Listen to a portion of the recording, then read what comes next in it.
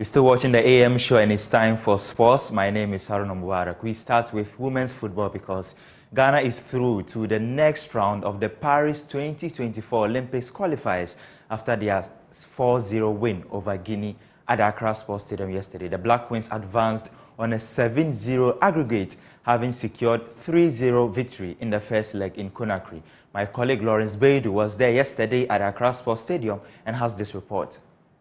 Evelyn Bedu opened the scoring in the 36th minute of the game, lofting the ball over the on-rushing Guinea goalkeeper to put Ghana ahead.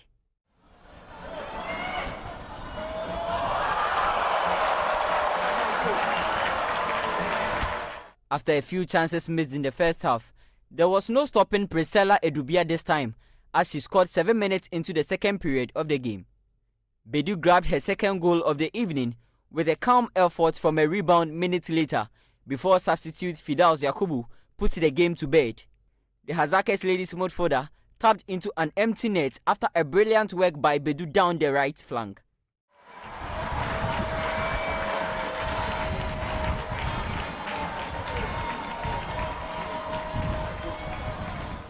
Speaking at the end of the game, the head coach of the side, Nara Habtel, said she was satisfied with the performance of her team, but believes they could have scored more at the Accra Sports Stadium. All in all, I think it was a good game. We played tonight. We leveled up in terms to the first game we had away in Guinea. I think we liked that the pitch is rolling much better here, so our possession game was good. Our rest defense was perfectly set, so we didn't allow them to enter in counter-attacks. I think we had a big dominance on the pitch. Of course, the only thing I can maybe judge is that we should have scored a bit more goals out of all these chances. But all in all, I'm very satisfied, happy that we passed this first qualification round. Prior to the game, Kamara Sekuba, who is the head coach of Guinea, had promised that his side were going to play for pride and honor. However, the scoreline from the Accra Sports Stadium was a sign of disappointment rather than hope. In his post-match, he mentions that the Ghanaian team were far too good for his side to cope. Ghana is a strong country. Ghana is very experienced, and we were waiting to have a very strong side. We our side, we had a very young team, and we had about a week or 2 to get ready for this tournament. And this is the result that we are seeing today. We are trying our best to make sure we have a strong team for the future, so that in the future we can also go ahead in this type of competitions. Progressing to the next round of qualifiers means Benin is the next task for Ghana. But before Benin, the Black Queens will face Rwanda as part of their qualifications for the next edition of the Women's Africa Cup of Nations. Reporting for Joy Sports, Lawrence Beidu from the Accra Sports Stadium. To the men's senior national team, the Black Stars, they will take on Mexico in an international friendly during the October break. Now, a statement from the GFA stated it has signed a contract with the Mexican Football Federation for the international friendly. The game will be played on Saturday, October 14, 2023, at a venue yet to be announced. The friendly is to help the Black Stars prepare for the 2026 FIFA World Cup qualifiers set to start in November this year. And of course, the Africa Cup of Nations as well, which will come off in January next year, a tournament Ghana is yet to qualify for.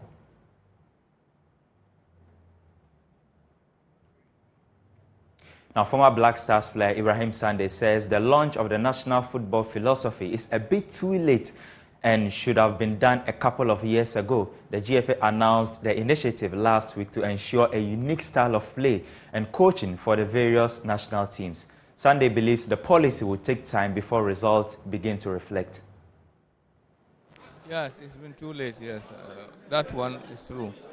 It's been too late because I think we have not been planning very well. The whole problem is lack of good planning. That's why. So that's why we are now lacking behind. And I believe if we plan well, we'll go back to our olden days where we win our matches and winning cups and so on and so forth. It's something that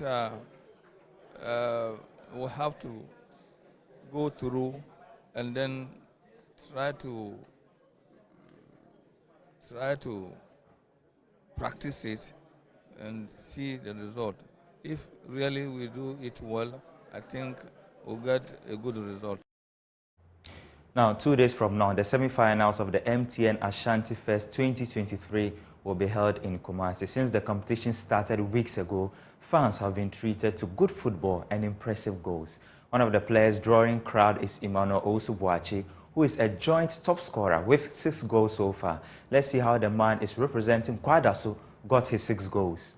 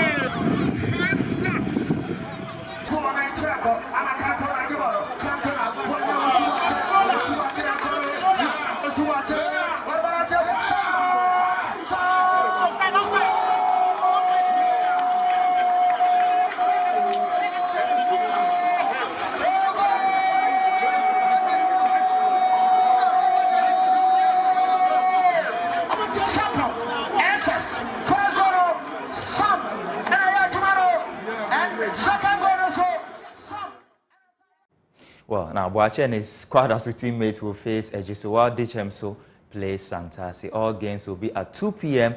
on Friday at the Otumfuo Park in Dichemso.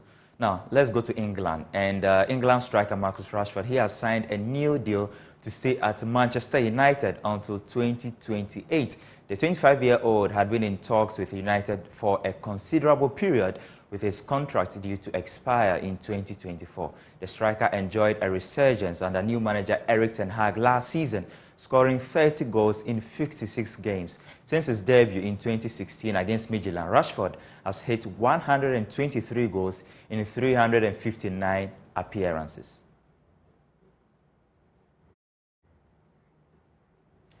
Still in England, but to London, because Chelsea boss Mauricio Pochettino says the club is working hard on getting new players ahead of the new football season. The Blues have been linked with several players after a host of departures in the current transfer window. That's your sports. For more, you can head on to myjoyonline.com. My name is Harun Mubarak, and the AM show continues.